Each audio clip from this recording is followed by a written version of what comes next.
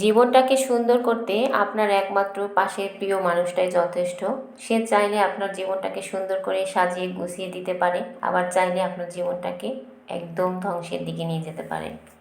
Hello everyone, আসসালামু আলাইকুম। সবাই কেমন আছেন? আশা করি সবাই ভালো আছেন এবং সুস্থ আছেন। সকাল সকাল ঘুম থেকে উঠেই স্বচ্ছকে নিয়ে চলে এসেছিলাম ওর কোচিংয়ে এসেই এই গাছটা দেখে আমার এত ভালো লেগেছিল। তারপর তো বাসায় ফিরে চলে এসেছি। যেহেতু রোজার দিন, তো কাজগুলো আগে থেকে না সেরে রাখলে তো একদমই ভালো লাগে না।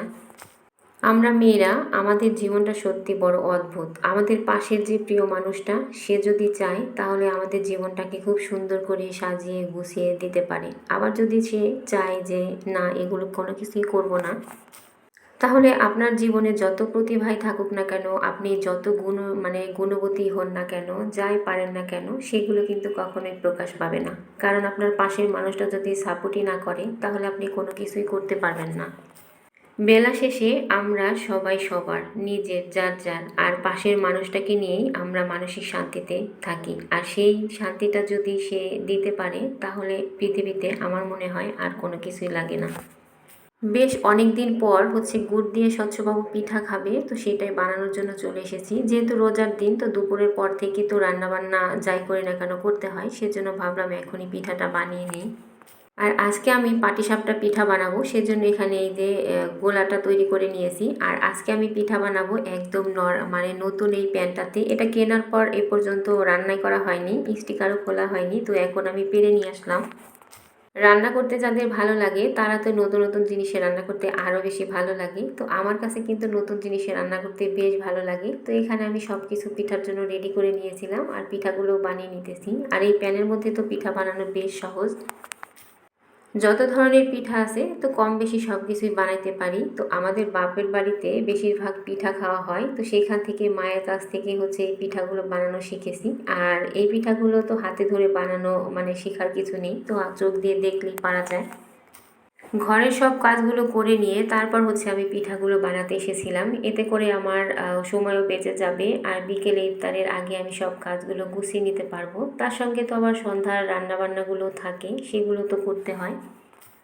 আমাদের সমাজে অনেক মানুষ আছে যাদের নিজেদের কোনো কিছু করার বা কোনো কিছু করতে পারে না, কিন্তু পাশের মানুষটা চায় সে কিছু করুক বা তার কোনো কিছু হোক। তা দেখা যায় যে সময় নিয়ে কাজ করতে করতে সেও একটা সময় সব কিছু শিখে গেছে তার পাশের মানুষের সাপোর্টে। আবার দেখা যায় যে একজন আছে যে সব কিছুই পারে, কিন্তু তার কোনো সাপোর্ট নেই, কিন্তু তারই সব কিছু পারার আসলে কোনো গুণই থাকে না। এগুলো বৃথা চেষ্টা। একসাথে থাকতে গেলে আমার মনে হয় সবাই সবাইকে সাপোর্ট করে, ভালোবেসে, সম্মান করে তারপর থাকা উচিত। আর এই তো এখানে পিঠাগুলো দেখুন বানানো হয়ে গেছে, আর পিঠাগুলো মাশাআল্লাহ অনেক সুন্দর হয়েছিল। যেহেতু রমজান মাস চলছে, দেখতে দেখতে অনেকগুলোই রোজা পার হয়ে গেল। তো আলহামদুলিল্লাহ, আল্লাহর রহমতে সবগুলো রোজা রাখার তৌফিক আল্লাহ দান করেছিলেন। আর এই তো এখানে আমি বিকেলে সন্ধ্যার জন্য কিছু রান্না করব, একটু তরকারি রান্না করে নিচ্ছিলাম। আর এখন সন্ধ্যাবেলা।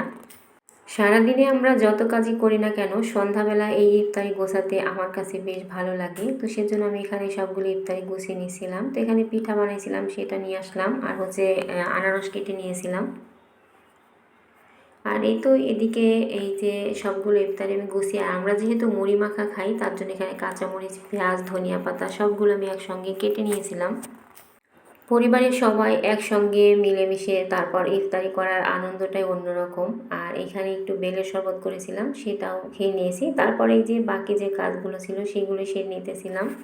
পিঠা বানানোর জন্য প্যানটা পেরে নিয়েছিলাম, কাজ শেষ হয়ে গেছে। তারপর আমি মেজে পরিষ্কার করে শুকিয়ে এখন এই যে এখানে ক্যাবিনেটের মধ্যে তুলে দিচ্ছি। আসলে এই যে এই জিনিসগুলো মেয়েদের অনেক শখের জিনিস হয়, সেগুলো গুছিয়ে রাখতেও কিন্তু বেশ ভালো লাগে। আর এই যে এদিকে আজকে আমার বাবা সোনাটার জন্মদিন। তো রোজা থাকার কারণে আমরা কেউই কোনো কিছু করি নাই বা ওকে কিছু বলি নাই, কিন্তু তার ভীষণ মন খারাপ ছিল। সে বলতেছিল, মন খারাপ করে বসেছিল যে আমার আজকে জন্মদিন, আর একমাত্র ছেলের কথা কিভাবে তোমরা ভুলে গেলা। তো আমরা তো কেউই ভুলি নাই। তো ওর বাবা বাহির থেকে আসার সময় ওর জন্য একটা কেক নিয়ে এসেছিল, যে দুই ভাই বোন মিলে কেটে কেকটাই খেয়েও, আর তেমন কোনো কিছু করার দরকার নাই। যেহেতু রোজার দিন, তো তেমন ঝামেলা করার কোনোই দরকার নাই। এই তো এখানে হচ্ছে ইফতারির পর হচ্ছে আমরা ৪ জন মিলে বসে, বসে এখানে কেক কাটছিলাম। আর আমার মামুনিটা তো চুপ করে বসে, বসে দেখছিল। সে তো তার ভাইয়াকে প্রচুর পরিমাণে ভালোবাসে আর আজকে একদমই নড়াচড়া করছিল না। এই তো আমার বাবাটার জন্য সবাই দোয়া করবেন। আর আজ এ পর্যন্তই। সবাই ভালো থাকবেন, সুস্থ থাকবেন। আবারও দেখা হবে অন্য কোনো ব্লগে। আল্লাহ হাফেজ।